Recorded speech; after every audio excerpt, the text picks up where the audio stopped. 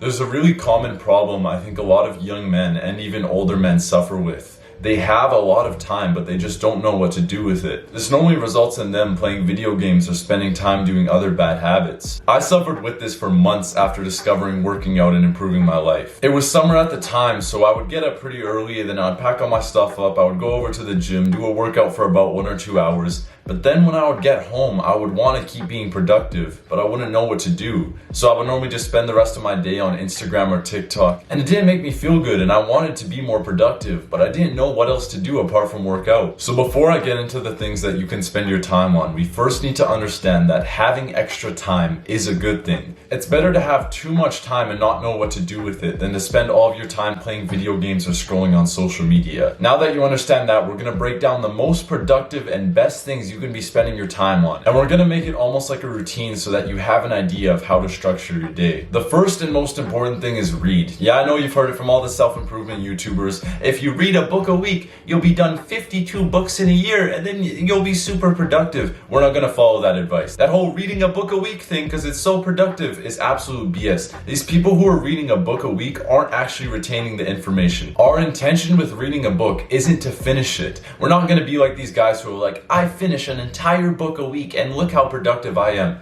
That doesn't matter. What matters is that you are retaining the most information and that you are interested in the topic. So if you know about reading and you're not that interested in it, it's probably because your school and these gurus have taught you the complete wrong way to read. So here's what we're going to do instead. We're going to go down to your local bookstore, or we're going to go on Amazon, and we're going to find 2 to 5 non-fiction, productivity or self-help books that you are interested in, and we're going to buy them all at the same time. I'll leave an Amazon link to my favorite books in the description if you want to go check them out. But we're going to just get 2 to 5 books, and then what? We're not going to do the standard BS everyone does where it's like page 1 and page 2 and you read the introduction where it's like, hi, my name is Dale Carnegie, or whatever book you're reading. We're not going to do that shit. We're going to go to what's called the table of contents, and we're going to look through the chapters, see which one you're most interested in and which one you want to read right now, and read it and apply it today. If you can't apply something today, I promise you, you will not remember it. I used to try and read books start to finish. Like when I first started self-improvement, I got a book called Essentialism, and yeah, I was reading it, I was enjoying it, but since I didn't have any other books, on the days where I wasn't interested in that book, I just wouldn't read it.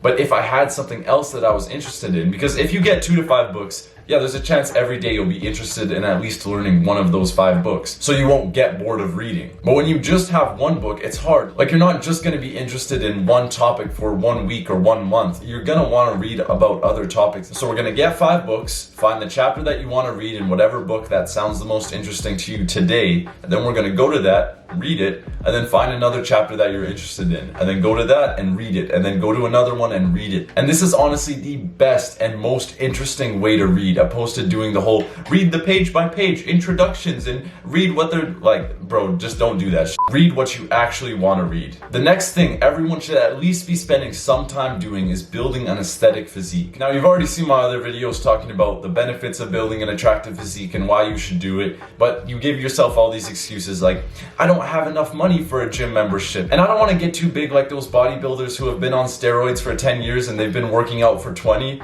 So yeah, that's why I don't work out, because I just don't want to get too big. So yeah, that's why, like, shut the up, bro. Any one of these excuses, you're not going to get too big, and if you don't have enough money, there's ways to work out for free. So there's no excuses. Literally everyone should be building an attractive physique, and everyone should be at least spending some time per day making healthier meals, working out, doing at least some form of exercise, even if it's just some push-ups at your house or yoga or something like that. Everyone should, literally no one has the excuse to not do exercise. There's literally people without legs who still don't give themselves excuses and they still hit the gym. So you literally have no excuse not to go. Now, if you want to watch a full guide that I've made where I go in depth into exactly what you should be eating, what type of supplements you should be taking, and how you should be working out as a young man to build an attractive physique, go check out the link in the description or the info card to watch that video after this one's over. The next thing to spend your time on is learning new skills. Now, it could probably just just replace this with read more, but if you're like me, you probably don't want to be reading for your entire day or for all of your free time. So I recommend that you just go on YouTube or something and look at some skills that you want to learn. I'm personally a fan of watching podcasts, especially when I have a little bit of free time and I want to learn about a certain topic. But when I talk about watching a podcast, I mean watching an actual educational podcast. Not some like Jordan Peterson or Andrew Tate's 10 funniest clips from podcasts, like a serious one that you can actually get some information from. And another tip for anyone who uses this excuse of like, I have free time, but I just don't know what to do with it, so that's why I play video games.